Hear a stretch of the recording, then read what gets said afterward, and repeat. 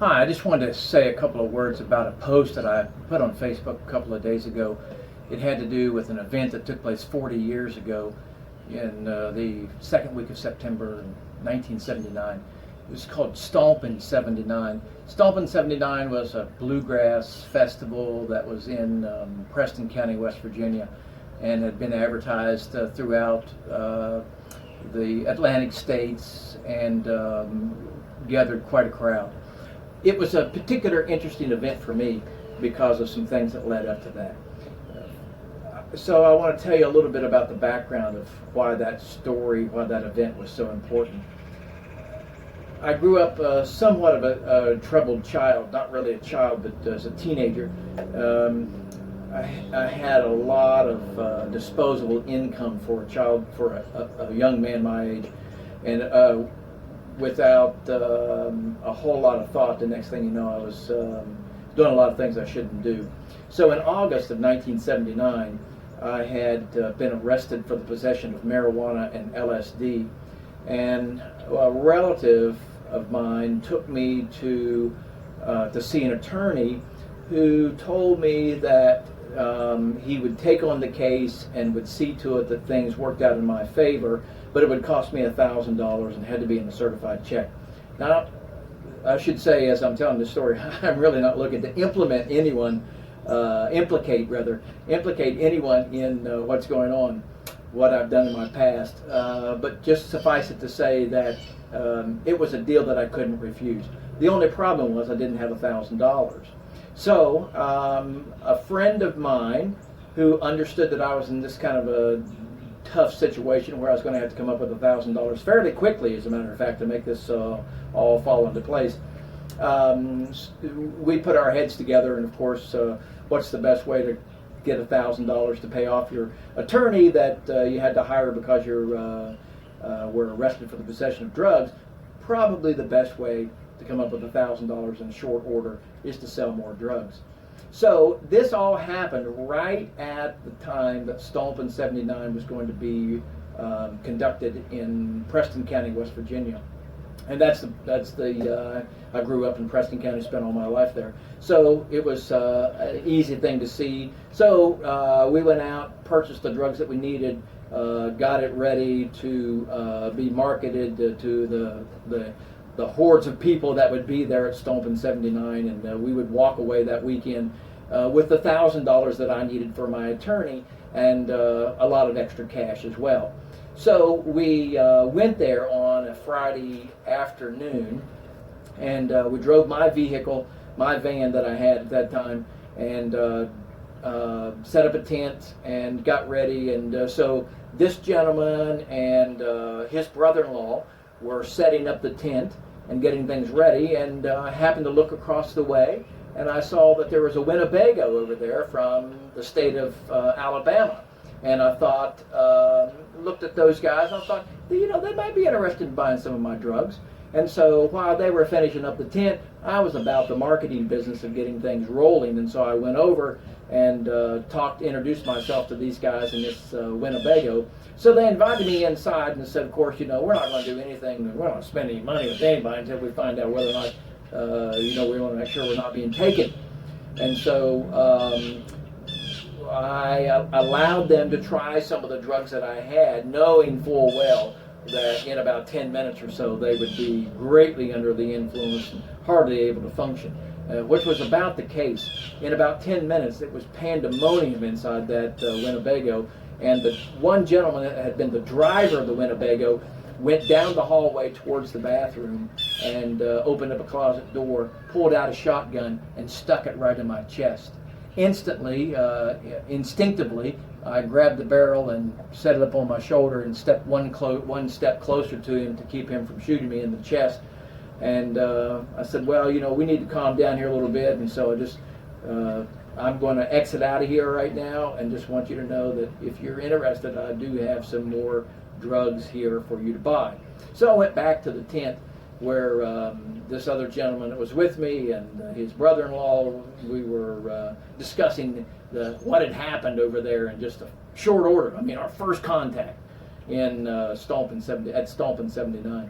So as we were in the tent, and getting things set up and waiting for the music to start. And it was still early in the afternoon. Cars were streaming in, people were coming in. We noticed that there was a group of really rough-looking guys over outside of this Winnebago, and they were talking to these other guys that had been inside the Winnebago. And it was just a little bit of time until we noticed that they kept looking over at us, at the tent that we were sitting in.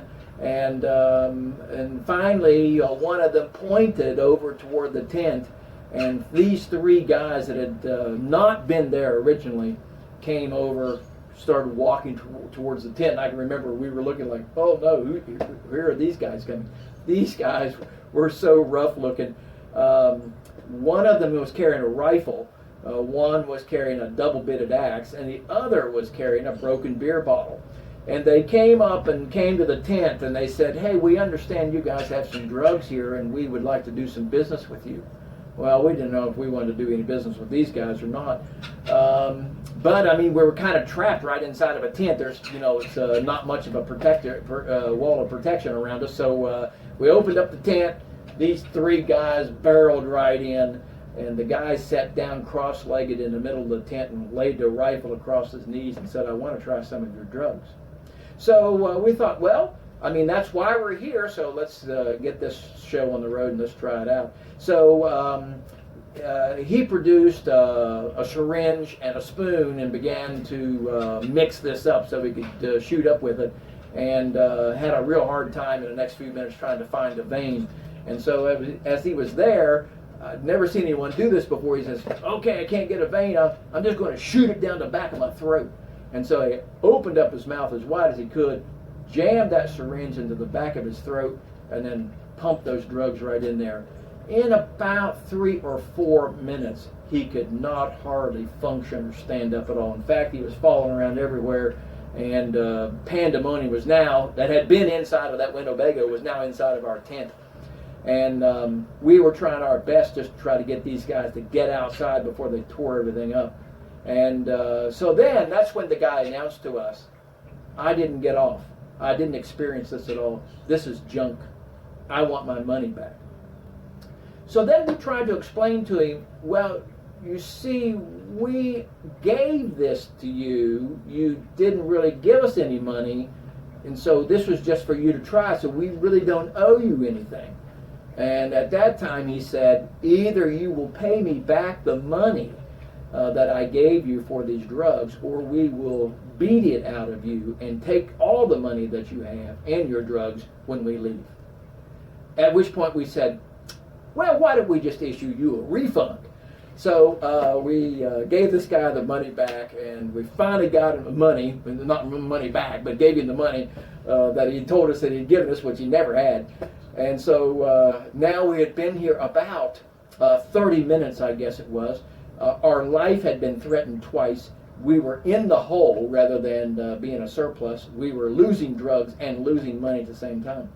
So later that day, when the music started and we started to get out and get around and see what was going on, we found out that we were in like the craziest place ever. And what we needed to do was to move to a safer neighborhood, if you will, at stompin79. And late Friday night, we made a determination that we would do that as soon as the sun came up on Saturday morning.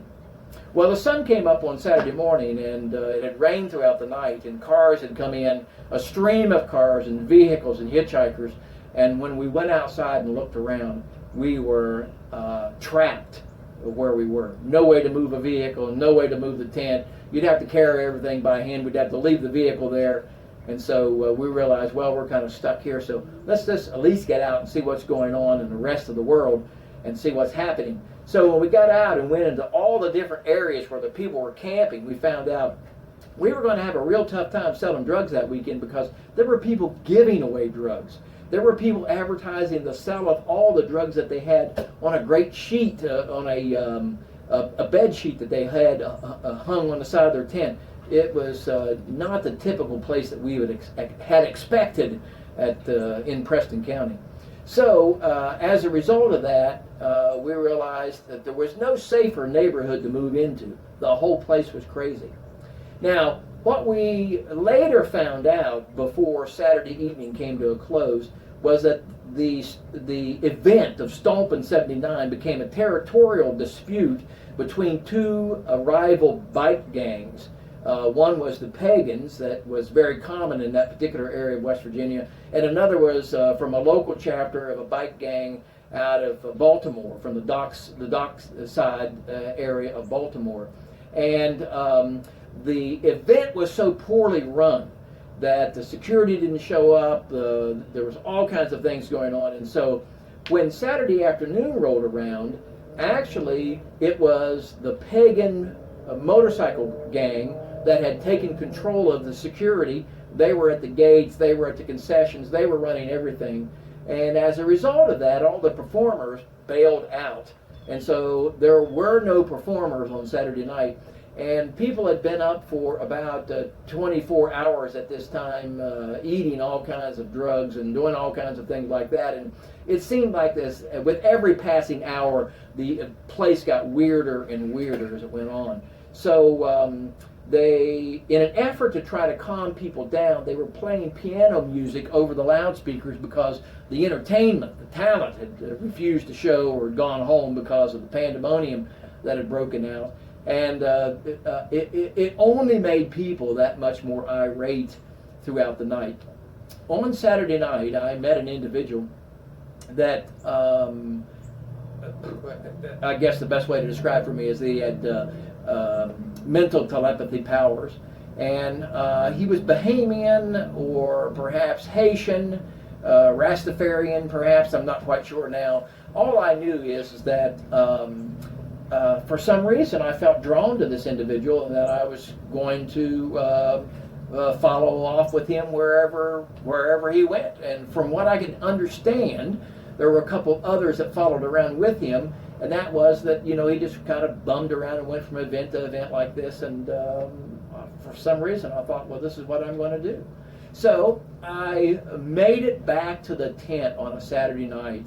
And it was, you know, probably in the wee hours of Sunday morning, and opened up the tent, got inside. Inside that tent was a Coleman lantern, the kind of used to pump up, and was burning inside the tent, lighting the tent. And I explained to the gentleman that I'd gone there with that I'd met this individual, and for whatever reason I was going to leave everything that I had and follow him. And so I had come back to the tent to give him the keys to my vehicle, the money that I had in my pocket, any of the drugs that I had. I was going to turn it all over to him, and it was all his. He could do anything he wanted to with it. And I don't know if he'd ever see me again. I was going to be gone. So as I was explaining this to him, there was a miller that had a bug that had gotten into the tent, and it was circling around this Coleman lantern that was in the middle of the tent. And my friend, who had had a very eclectic spiritual background, Roman Catholicism, mixed in heavily with the peyote-eating Indians in the southwest United States, very strange views.